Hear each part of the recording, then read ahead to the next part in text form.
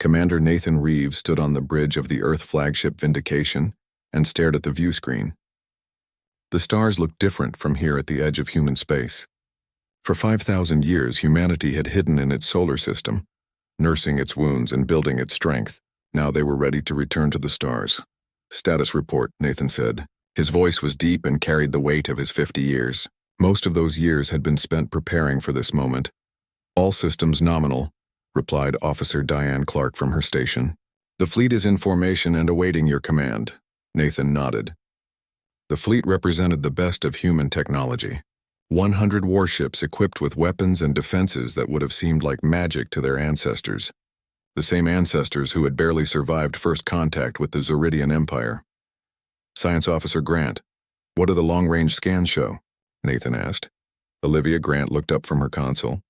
Her dark hair was pulled back in a tight bun, and her eyes reflected the blue glow of her screen. "The nearest Zeridian outpost is exactly where our intelligence suggested. Minimal defenses. They don't expect anyone to attack them here." "Why would they?" said Security Chief Alan Becker with a grim smile. "No one has challenged them in thousands of years." Nathan walked closer to the main view screen. The stars seemed to call to him. Humanity had once reached for those stars with hope and wonder. That dream had died when the Zeridians came to Earth with their vastly superior technology. The invaders had nearly wiped out all human life, seeing Earth as just another world to conquer and strip of resources. The survivors had made a decision that changed the course of human history. They would retreat, rebuild, and prepare. Earth and its colonies in the solar system cut off all contact with the wider galaxy. They destroyed the beacons that allowed faster-than-light travel to their system.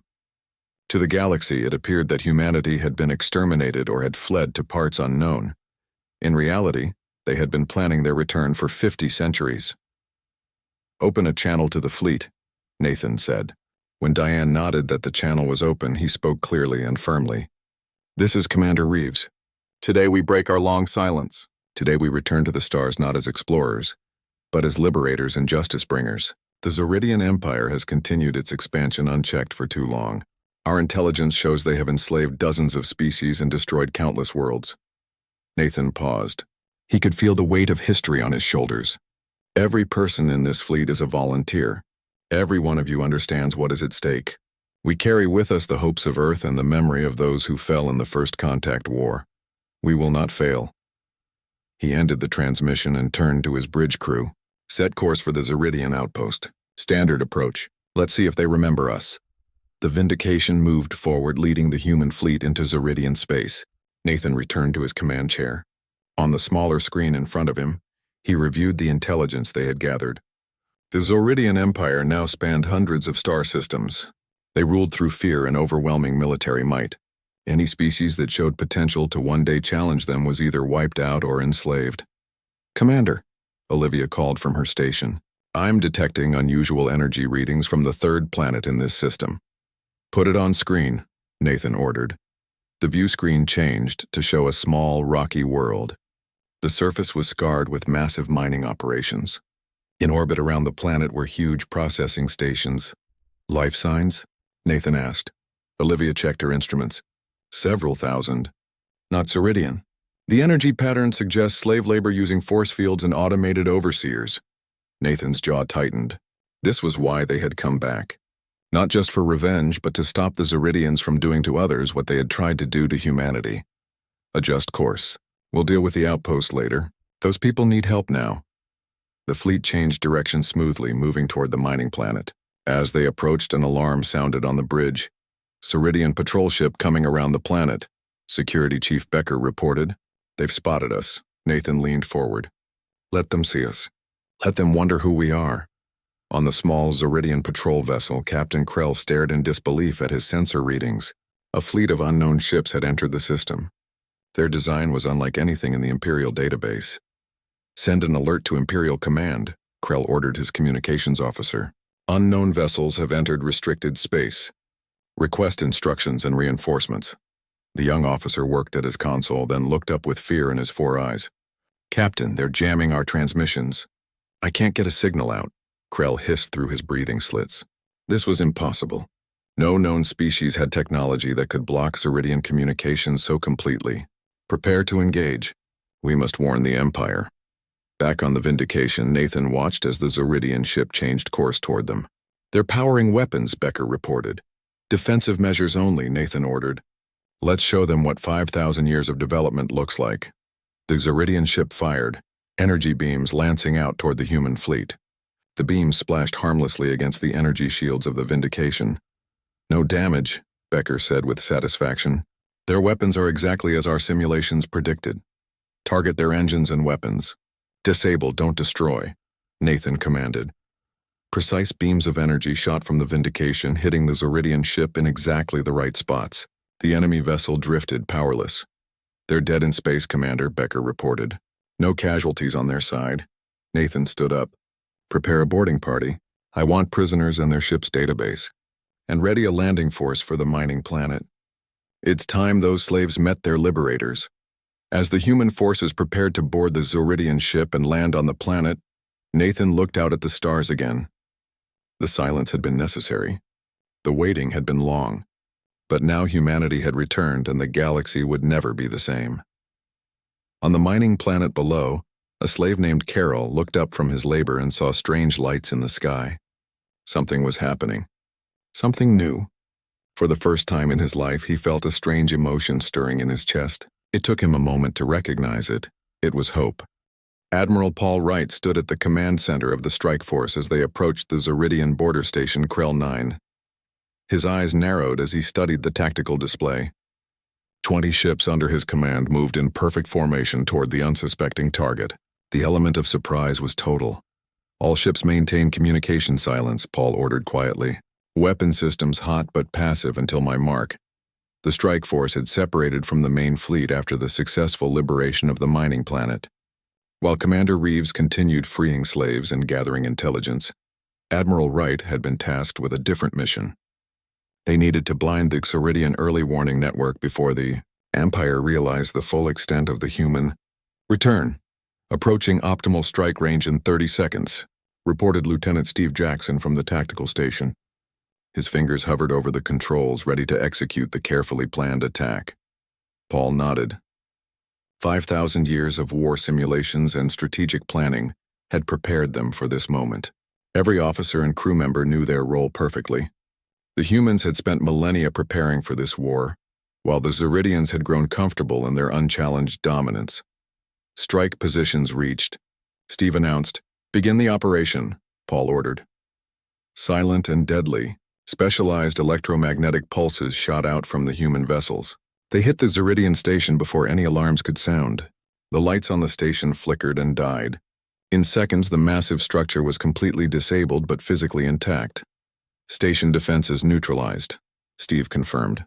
No casualties detected. Paul allowed himself a small smile. The Zoridians had nearly wiped out humanity in a brutal attack 5,000 years ago. They would expect humans to return with the same barbaric approach. But humanity had evolved beyond simple revenge. They would show the galaxy a better way to wage war. Launch boarding parties, Paul ordered. Remember, we want prisoners and data. Lieutenant Summers, you're up. Lieutenant Catherine Summers led her team from the docking bay of their ship toward the disabled station. Her sleek combat suit enhanced her strength and speed, while her helmet displayed tactical information in her field of vision. The cybernetic implants at the base of her skull processed data faster than any normal human brain could. Team Alpha, secure the command center, she directed through the secure comm channel. Team Beta, with me to the data core. The boarding teams moved through the darkened corridors of the station with precision and purpose. The emergency lights cast eerie shadows as confused Zoridian personnel attempted to restore power. They were quickly subdued with non-lethal force. Catherine and her team reached the central data core without firing a single lethal shot. The room was massive, filled with servers and processing units that contained the accumulated knowledge of this sector of the Zoridian Empire. Begin the extraction, she ordered, a specialist named Eric. Mason plugged a small device into the main terminal. The human technology easily bypassed the Zoridian security protocols. Catherine watched as information began flowing into their systems. Fleet movements, defense capabilities, communication codes, and most importantly, the locations of slave worlds and resistance movements. The Zoridians have been busy in our absence, she murmured, as she reviewed the incoming data. They've conquered 17 new species in the last 1,000 years alone. Her cybernetic enhancements allowed her to process and categorize the information instantaneously. One particular file caught her attention. It detailed the Zeridian policy toward potentially threatening species. The Empire systematically identified and eliminated any civilization that showed signs of rapid technological advancement or expansionist tendencies.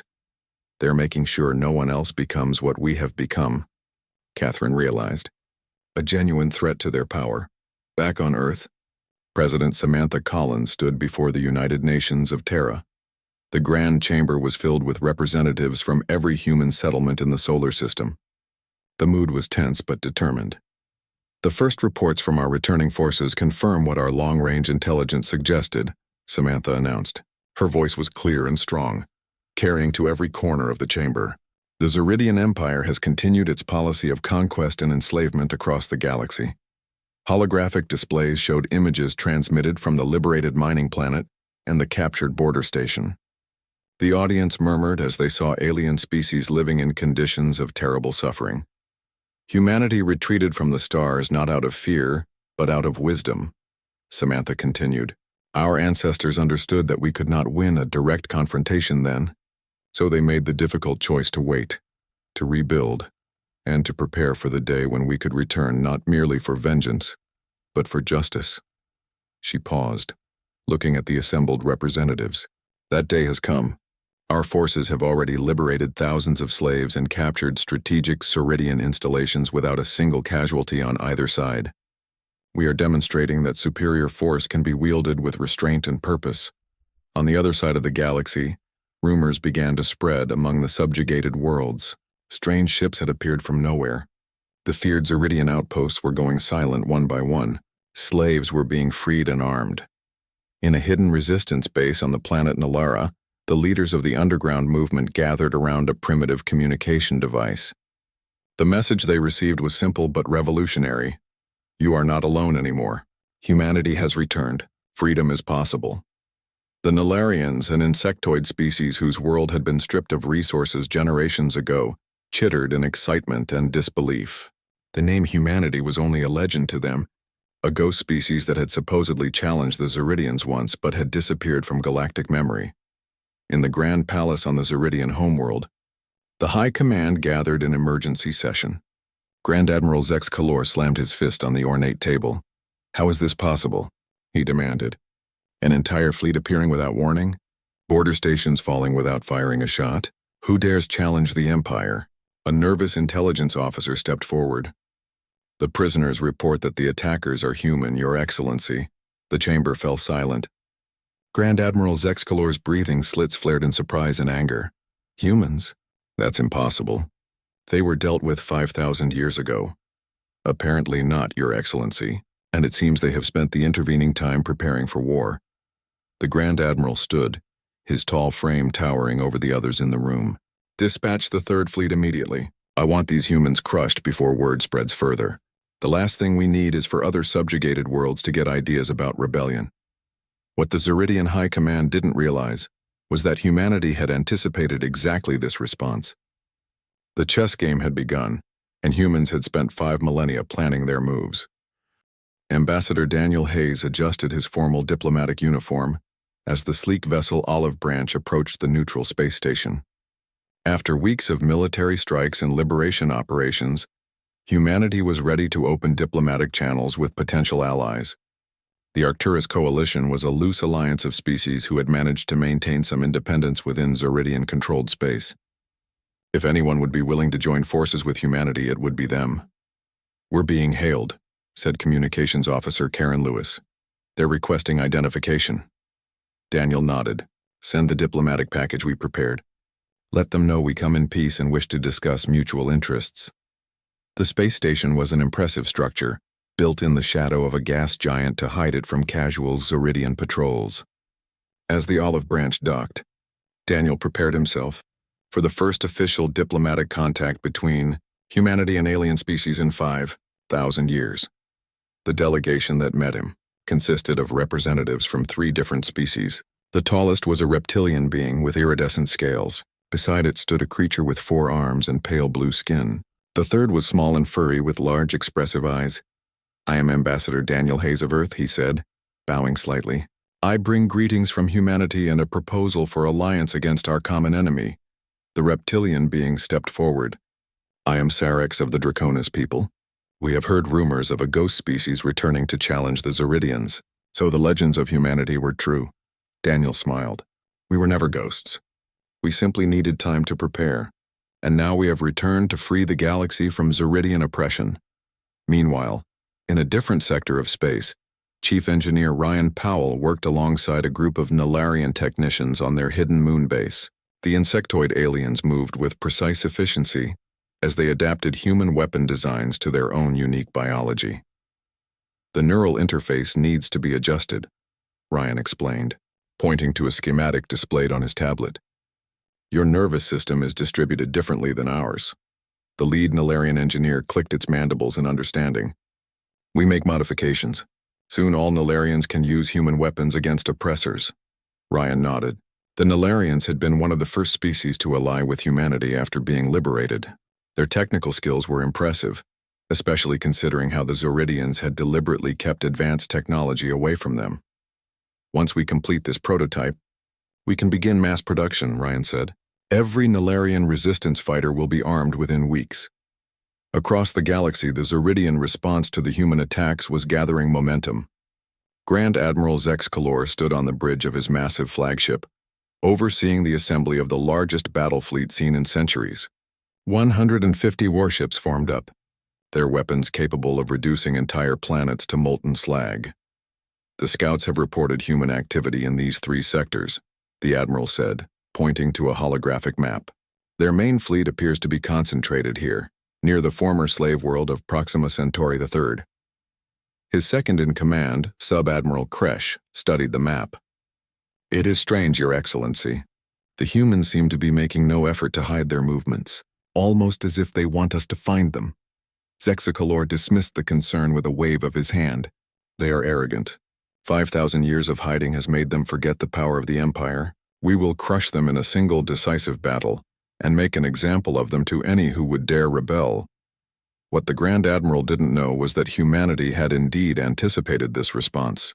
In fact, they were counting on it. On Proxima Centauri III, a former Zeridian labor colony now served as a forward base for human operations. Marine Captain Lisa Martinez led her troops through the ruins of what had once been the main administrative center. The liberation of this world had been swift and thorough. Not a single slave had been left in chains, and the few Zeridian overseers had been taken prisoner. Squad leaders.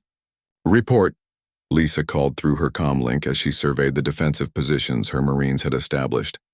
"Alpha Squad, perimeter secure. Beta Squad, anti-orbital defenses online. Gamma Squad, civilian evacuation complete." Lisa nodded in satisfaction. The liberated aliens, representing 7 different species, had been moved to safety.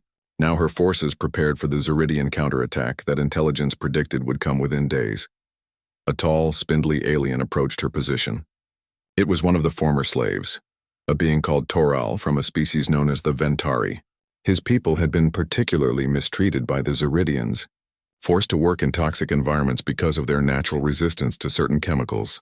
"Captain Martinez," Toral said, his voice translator rendering his complex vocalizations into English. "My people wish to fight alongside you when the Zeridians return." Lisa looked at him thoughtfully. "Are you sure? You've already suffered enough at their hands."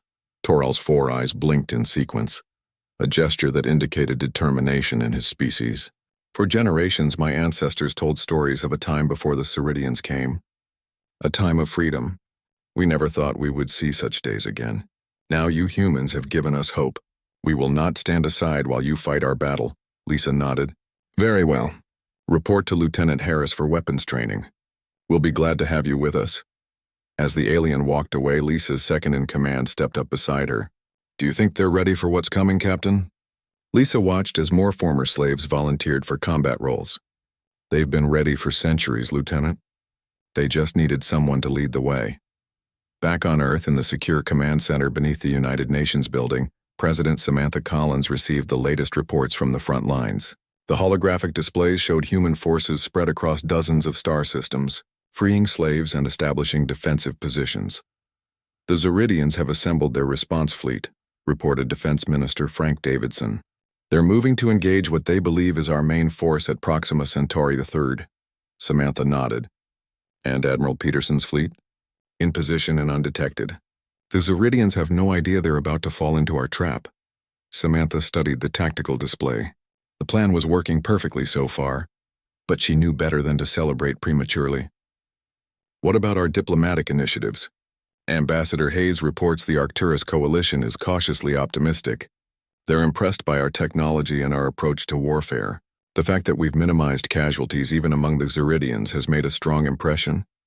Samantha allowed herself a small smile. Good. We didn't hide for 5,000 years just to become what we're fighting against. Humanity stands for something better.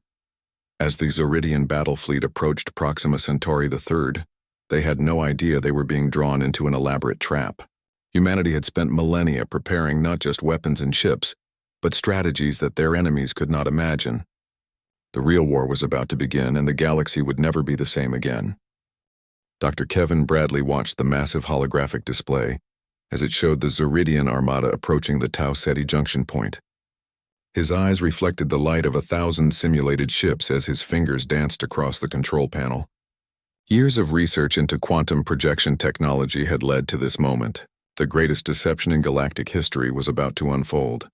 Holographic fleet is maintaining position, reported his assistant, Susan Foster. Energy signatures are holding steady. The Zeridians are reading them as real ships. Kevin nodded. His invention allowed human ships to project convincing holographic duplicates across vast distances.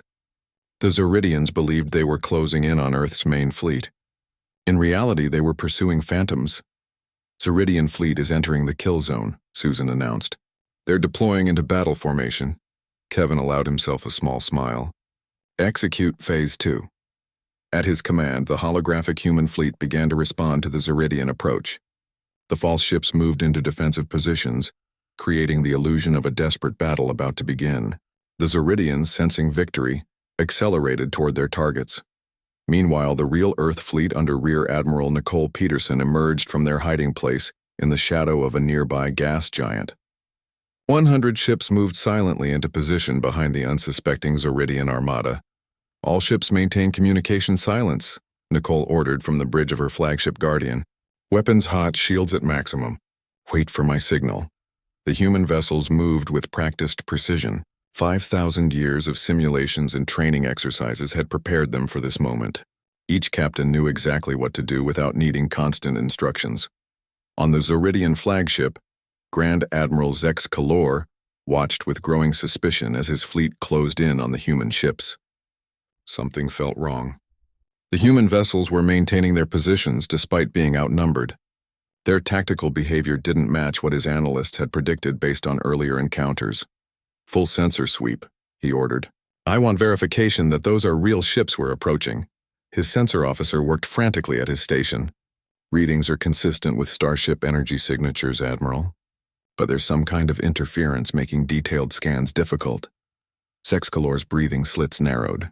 5 millennia as the unchallenged military power of the galaxy had made the Zeridians complacent, but the Admiral had not risen to his position by being careless. Launch probe ships, he commanded. I want visual confirmation before we commit our main force. But it was already too late. As the small Zeridian scout vessels approached the human fleet, the holographic projections suddenly vanished. One moment there appeared to be 100 human warships, the next there was nothing but empty space. It's a trap, Zex Kalor roared as realization dawned. But his warning came too late. Rear Admiral Peterson gave the order. All ships open fire. Target their engines and weapons systems. Minimum casualties, maximum damage. From behind, the real human fleet unleashed a devastating barrage. Precisely targeted energy beams sliced through the Zeridian ships' propulsion systems and weapons arrays. Caught completely by surprise with their forces facing the wrong direction, the Zeridian fleet was crippled within minutes. Admiral, the communications officer called out to Nicole. We're receiving surrender signals from multiple Exoridian vessels. Nicole nodded. Accept their surrender. Prepare boarding parties. I want prisoners treated according to protocol. Remember, we're not here for revenge. We're here for justice. As the human forces secured their victory at the Tau Ceti junction, Similar scenes were playing out across the galaxy.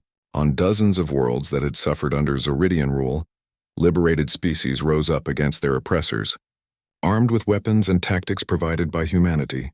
They overwhelmed the surprised Zoridian garrisons. On the former mining world where Commander Nathan Reeves had first intervened, the freed slaves now controlled the entire planet. The Zoridian processing stations had been converted into living quarters and medical facilities. Where once there had been only despair, now there was hope and determination. Back on Earth, Intelligence Officer Greg Simmons burst into the secure meeting room, where President Samantha Collins was conferring with her advisors. His face was grim. "Madam President, we've intercepted a high-priority communication from the Zoridian Emperor," he said, placing a datapad on the table. "In response to our victories, they're ordering the deployment of planet-killer weapons against civilian targets." A hush fell over the room. The Zoridian planet killers were weapons of last resort, capable of rendering entire worlds uninhabitable. The fact that the Emperor was willing to use them against his own subject planets showed how desperate the situation had become for the Empire. Samantha studied the intercepted orders. "How much time do we have?" Greg checked his notes. "The deployment orders were sent 12 hours ago. The weapons will be in position to strike within 24 hours. Their primary targets appear to be worlds where rebellions have been most successful." Samantha stood up, her decision already made. "Contact Admiral Peterson and Commander Reeves. All offensive operations are to be put on hold. Every available ship is to be diverted to the targeted worlds for evacuation and defense." She turned to her defense minister. "Activate the Phase 3 countermeasures. We hoped we wouldn't need them, but we've always known the Zoridians might resort to this." Across human space, secret facilities powered up systems that had been developed specifically to counter the Zoridian doomsday weapons. Humanity had spent 5 millennia preparing for every contingency, including this one. As the Zoridian planet killer ships moved into position, they found human forces already waiting for them. Specialized vessels equipped with technology the Zoridians had never seen before intercepted the deadly weapons. On the bridge of the interceptor vessel Aegis, Captain Ben Howard watched as the first Zoridian planet killer came into range. The massive weapon was essentially a delivery system for a chain reaction that would tear apart a planet's atmosphere and poison its surface. "Target locked," reported his weapons officer. "Neutralization system is charged and ready," Ben nodded. "Execute." A beam of focused energy shot out from the Aegis, striking the planet killer at its core. Instead of detonating, the weapon's power source was safely contained and neutralized by the human technology. Similar scenes played out at each targeted world. The Zoridian weapons of last resort proved ineffective against humanity's countermeasures. It was the final confirmation that the balance of power had shifted permanently. In his palace on the Zoridian homeworld, the Emperor received the news of yet another failure. His planet killers neutralized, his fleets defeated or trapped, and his subject worlds in open rebellion. 5,000 years of unchallenged dominance had come to an end in a matter of weeks. "How is this possible?"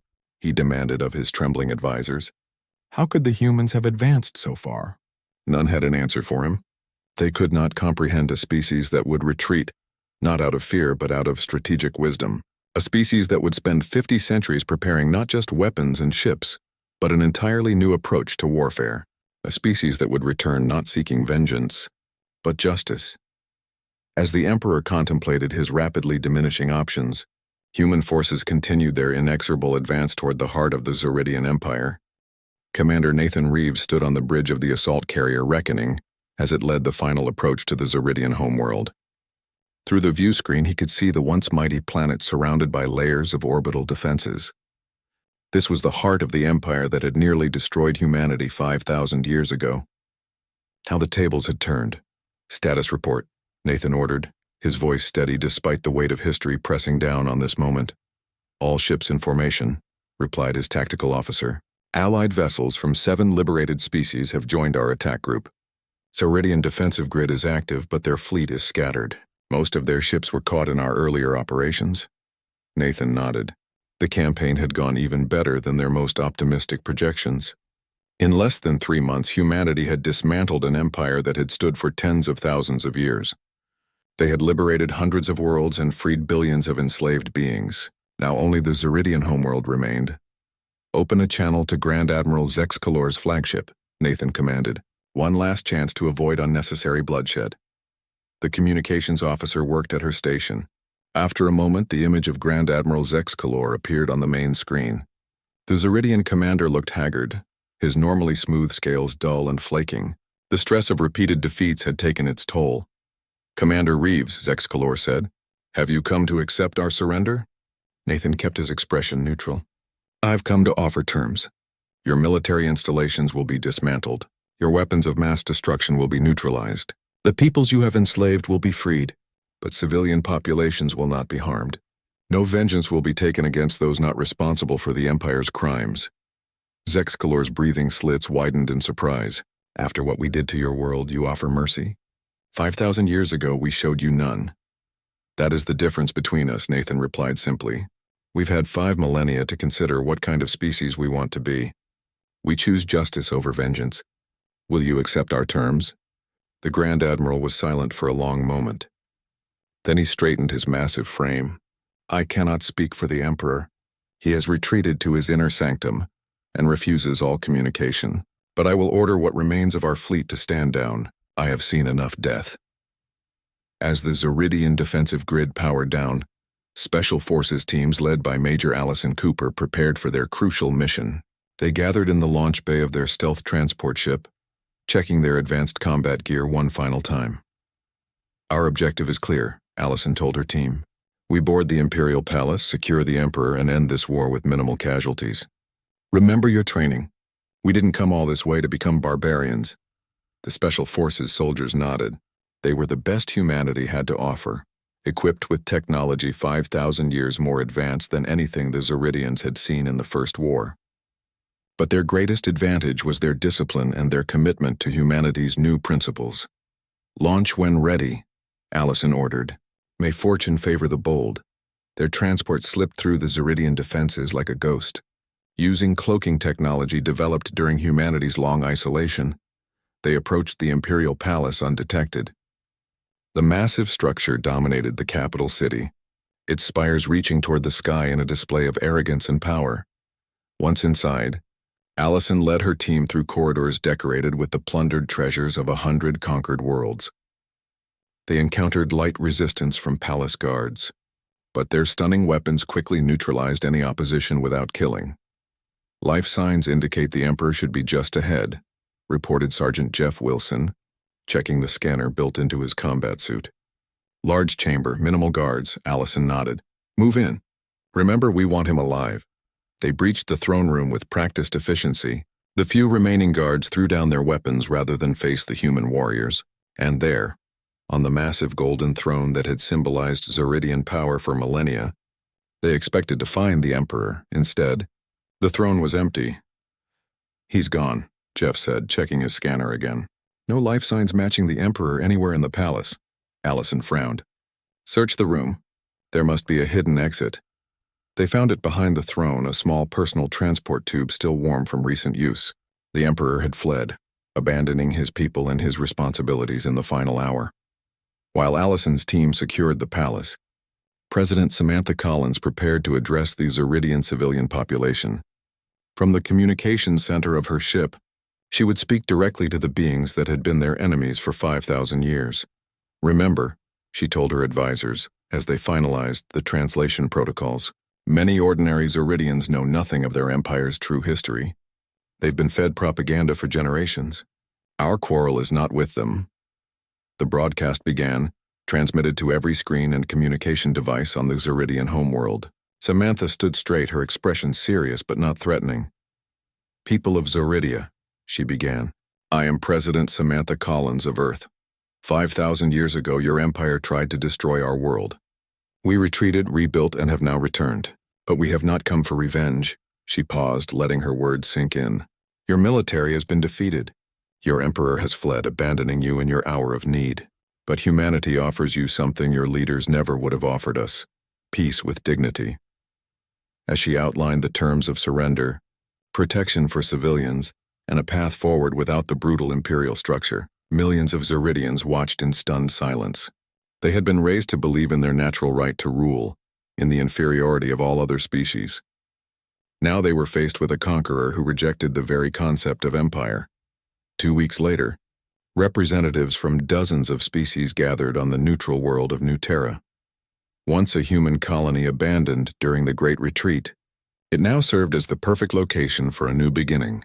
Ambassador Daniel Hayes welcomed delegates from formerly enslaved worlds, liberated peoples, and even a contingent of Sauridians who had rejected their empire's ways. Today we begin a new chapter in galactic history, Daniel said as he opened the first session of what would become known as the Galactic Concordat. Not an empire, not a hierarchy, but a community of equals, each species sovereign in their own right, but united in our commitment to freedom and mutual respect. The negotiations would be complex. Old hatreds did not disappear overnight. But for the first time in recorded history, the galaxy had a chance at genuine peace. On the observation deck of the Vindication, Commander Nathan Reeves stood with Science Officer Olivia Grant, watching ships from a dozen different worlds move in peaceful formation around New Terra. 5,000 years, Nathan said quietly. Was it worth the wait? Olivia nodded, looking down at her data pad showing the thousands of worlds yet to be fully liberated from Xeridian control structures. It was, but our work is far from done. Nathan smiled slightly. 5,000 years of silence, he said. And now the galaxy will never forget the sound of human footsteps again. As dawn broke over New Terra, the light of its sun illuminated the gathered ships of the new alliance. The long night of Xeridian domination had ended. A new day had begun, and humanity, once nearly extinguished, now stood as the architects of a more just galaxy for all.